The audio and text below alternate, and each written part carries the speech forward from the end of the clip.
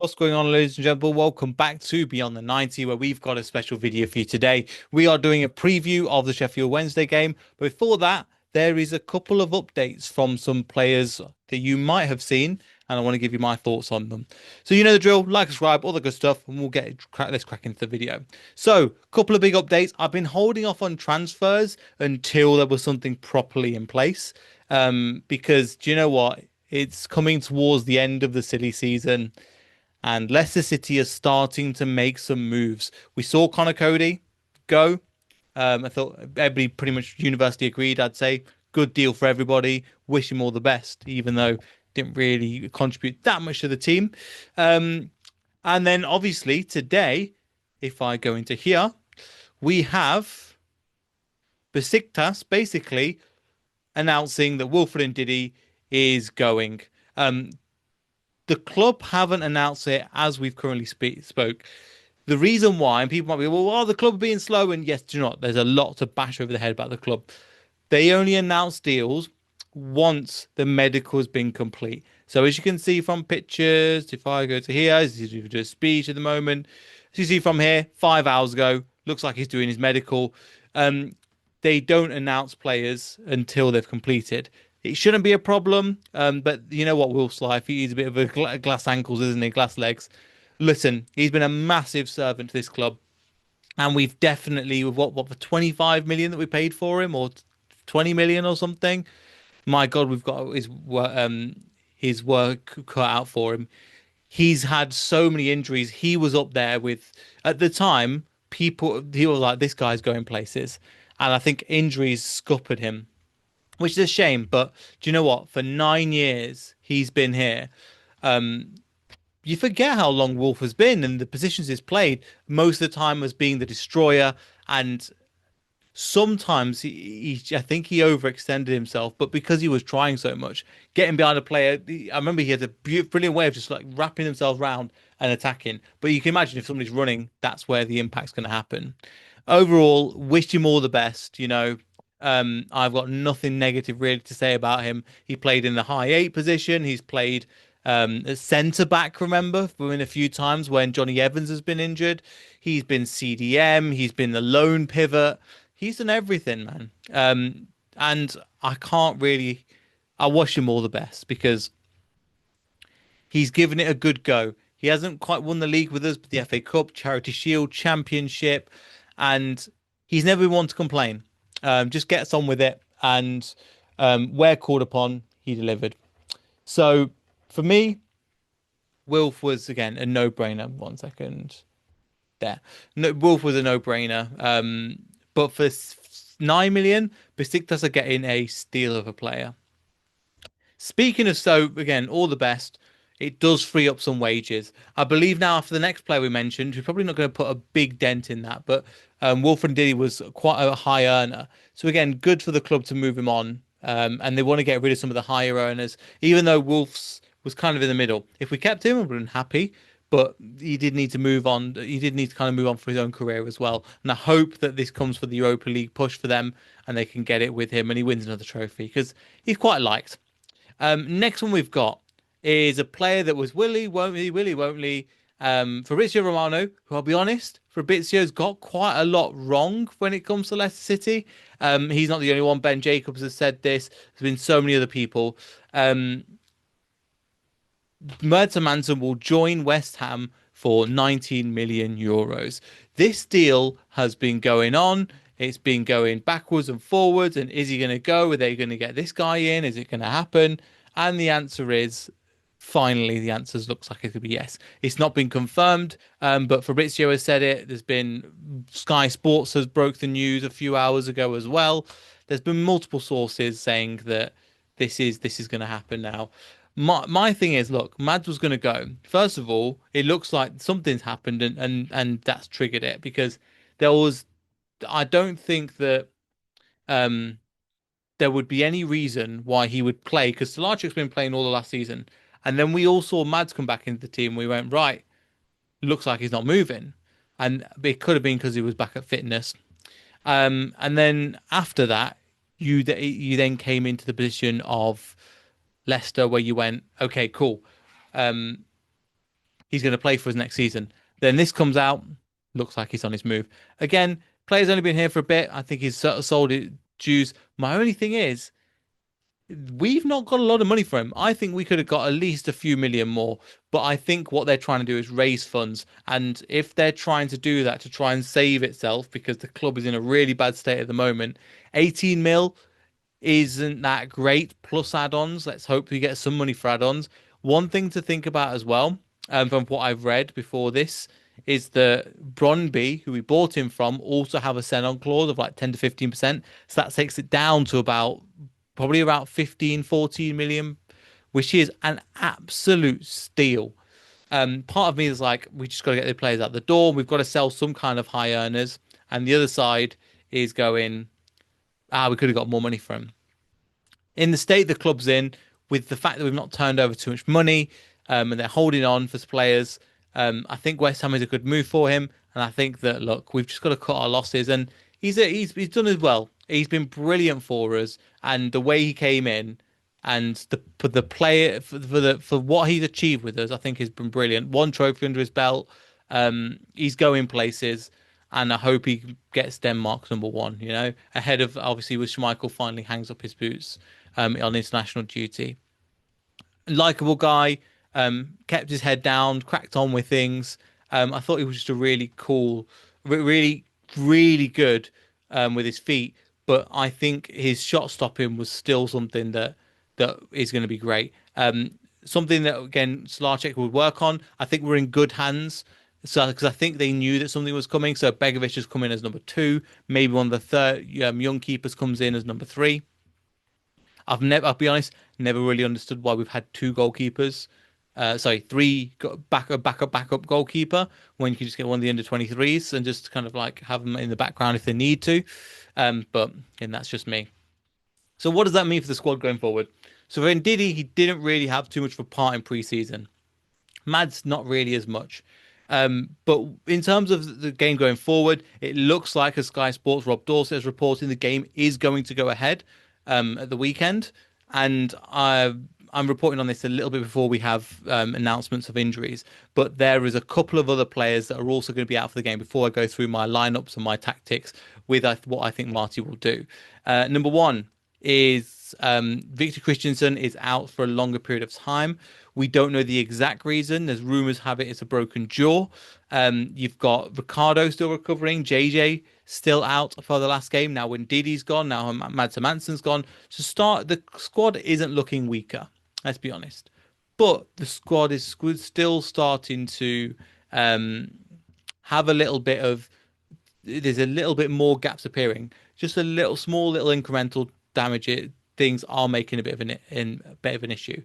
In terms of rumours, there's no more. There's Richard Coney, who I think, I don't know if anybody else remembers, like Richard Coney 2012 and all that popped off once again.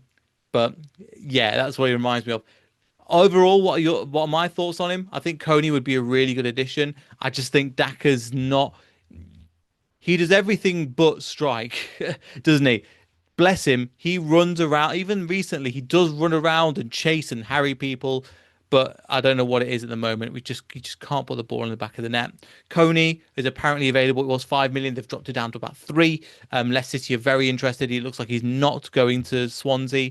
He might be coming here. There's not been any updates of time, but I think he'll be great to slowly embed into the system that we've got. 18 goals for Wickham last year. Looks like a great player. Let's get into some of the specifics, though. When it comes to some of the teams that play and how we play. So I've kind of changed it around a little bit. Let's be honest. Now that looks like that he's leaving, I think Stolarczyk is the first name on the team sheet. Can't spell his name. Hopefully that is correct. Yeah, no, definitely not. But yeah, with him and how he works, again, Stolarczyk will be probably the first name on the team sheet in terms of goal. Begovic knows his position. He might get a run around in the cup. And I've got a sneaky suspicion that Begovic has been given the option of becoming a coach. That's why he signed a 1-year deal. Let's see what happens. I'd be interested if they bring Mike Stow back as the goalkeeper coach because you think he's back in the Midlands now. He's appeared on what's it called? When You're Smiling a couple of times. Our old coach that's been here for donkey's years. Anyway, let's look at the back two. Now, I've started to push players up because you know how Leicester City play by now. We've mentioned it. This is kind of the average formation, especially against the Sheffield Wednesday, who are going to start attack, going to be on the back foot in terms of well everything. Let's be honest. We were going to try and take advantage, and I think we have to go punish them for the sake of to make their people still keep speaking about them, because people will forget. People will genuinely forget. So I think we've got to go and do our business in order just for football purposes and just for the good of the game, you know. Anyway, coming into the back line now, we've still got no centre backs that have gone bar Connor Cody. So against this, you could probably afford to play a Yannick Vestergaard. I want to start this game strong and get the right and I know I've said before that I want to take the time and it's still this is another preseason game but just a bit quicker. The reason why is because look, Marty's done incredibly well in such a small period of time, but I don't want to keep putting on the pressure. But I want to start playing our strongest 11 and just start to get them bonding together. The back four is a good place to be because they need to be solid throughout. Now we know, as mentioned, Ricardo's out. It looks like James Justin is out. If they're both available for the games, we don't know. They'll probably miss out. For me, my right back of choice would be Hamza. I think he did really well, really solid in his position. And I think this position suits him quite well. Not just about harrying, etc., but you've got these two players in your number eight, your number, and these players' positions here.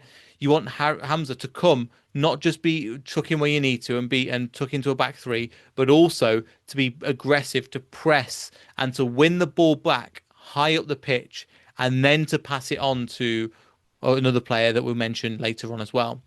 So I think Hamza, I've put in this position. If I try and load up what I've looked at in the last one for the Fiorentina game, if I look at the average formation, because it was about 50-50 throughout, but if I go down and I find the average player positions, you can see it quite emulates a similar positions. You've got your lone pivot, you've then got your two centre backs, Hamza here, you've got Luke Thomas here, and then you've got your five and you've got your five. And as you can see, Fiorentina were a lot more pinned in. So with obviously Hermansen now gone, well, not officially gone, but a lot of people saying he is going to go with about 80 million. So this is the formation that I'll be trying to emulate in this game. Why? Because we're not going to be penned in. We are going to go for the jugular. So I've tried to emulate that. Is kind of this position. Again, probably something more like this, but we'll get onto that. Striker, Jordan Ayew. I don't think there is too many people that are going to complain about me about that. Our top scorer, I believe, in pre-season. Good player, fits the false nine. I think can really get the best of some of the younger players as well. Bit of a chaotic order, eh? Let's go for the back two. Now, I would put Nelson as an option. I think it's very obvious to put him as a back option. I think Nelson would be okay in this. I think he'd hold himself, and I think we've not seen him as much as we'd like. But I think having him alongside a more sturdy partner would be absolutely fine. So what do you want in your centre back? You want them to be calm on the ball. You want them to be composed.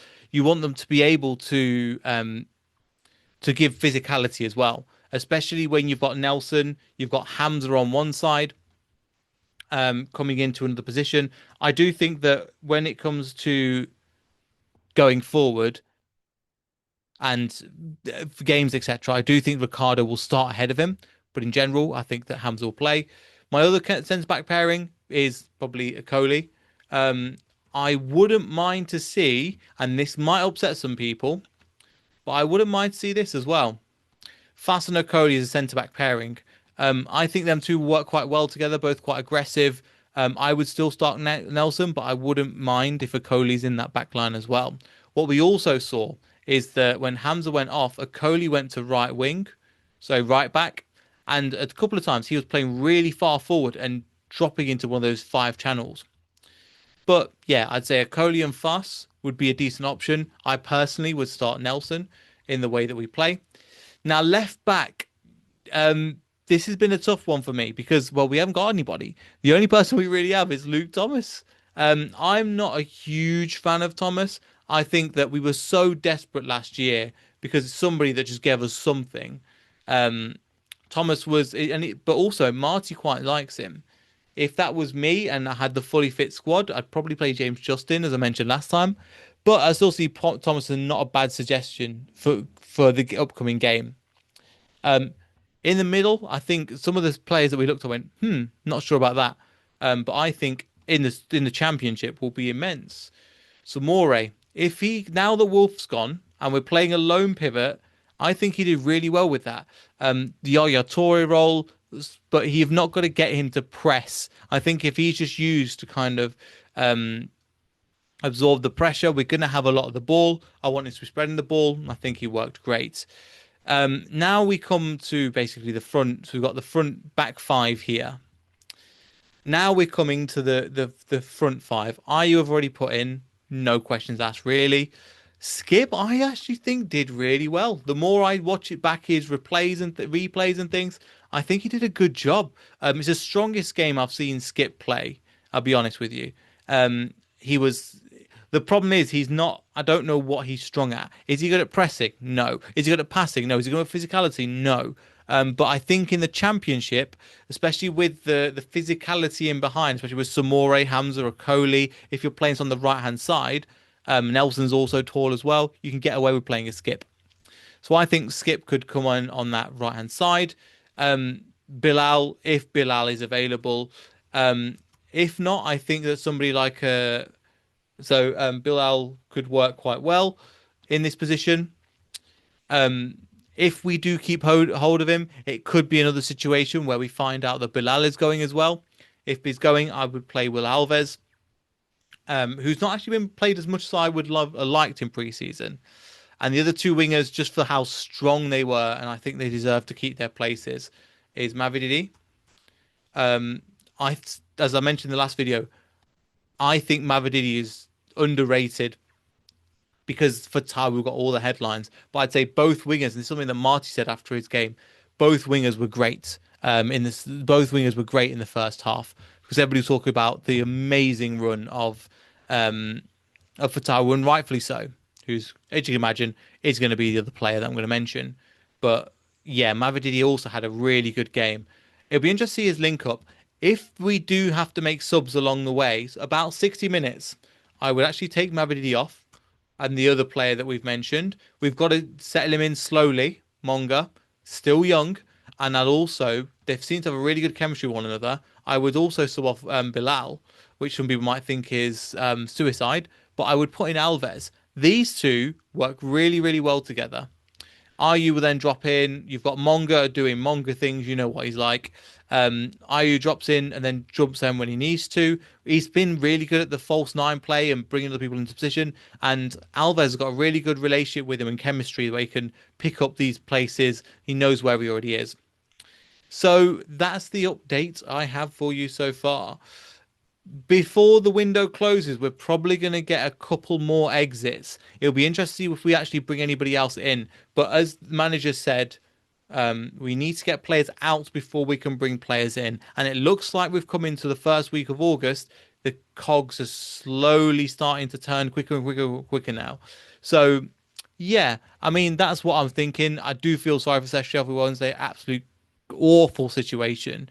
And we need to make sure we punish them. Remember, the board is still at fault. Still no shirt sponsor. Still, they're trying to do this fake transparency rubbish. They're trying to get through to us when, again, if they really want to find out how the fans feel, go look at the Fox's Trust survey and find out that perspective. The fact we've gone from like the athletic response, was it 6 years ago or something, went from like 96% approval rating down to minus 93, well, minus 93% disapproval rating. For me, it's crazy. So believe the club, don't believe the board. Not very good. And hopefully I'll see you all in the next video for the post-match analysis. So goodbye.